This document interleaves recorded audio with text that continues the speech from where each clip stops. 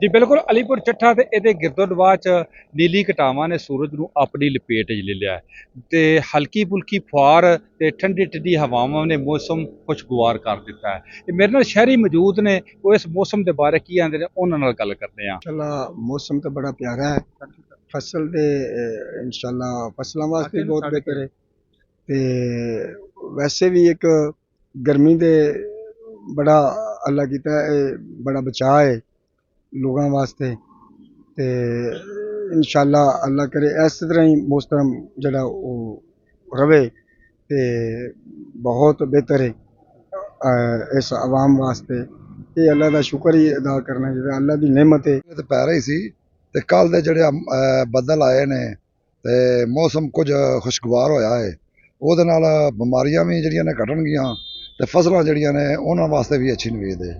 ਜੀ ਬਿਲਕੁਲ ਇਹਨਾਂ ਦਾ ਆਖਣਾ ਸੀ ਕਿ ਜਿਹੜਾ ਮੌਸਮ ਹੈ ਇਹ ਇੱਕ ਬੜਾ ਖੁਸ਼ਗਵਾਰ ਤੇ ਇਹ ਵੀ ਅੱਲਾ ਦੀ ਇੱਕ ਨੇਮਤ ਹੈ ਤੇ ਇਸ ਗਰਮੀ ਤੋਂ ਬਚਣ ਵਾਸਤੇ ਅੱਲਾ ਨੇ ਬੜਾ ਹੀ ਕਰਮ ਕੀਤਾ ਹੈ। ਅੱਲਾ ਕਰੇ ਆਉਣ ਵਾਲੇ ਵਕਤ 'ਚ ਵੀ ਇਸ ਤਰ੍ਹਾਂ ਹੀ ਮੌਸਮ ਠੰਡਾ ਰਹੇ। ਮਹਿਕਮਾ ਮੌਸਮੀਆਤ ਵੀ ਆਖਿਆ ਆਉਣ ਦੇ ਚੰਦ ਦਿਨਾਂ ਤੱਕ ਇਸ ਤਰ੍ਹਾਂ ਹੀ ਮੌਸਮ ਖੁਸ਼ਗਵਾਰ ਰਹਿਣ ਦੀ ਉਮੀਦ ਕੀਤੀ ਜਾ ਸਕਦੀ ਹੈ। ਜੀ।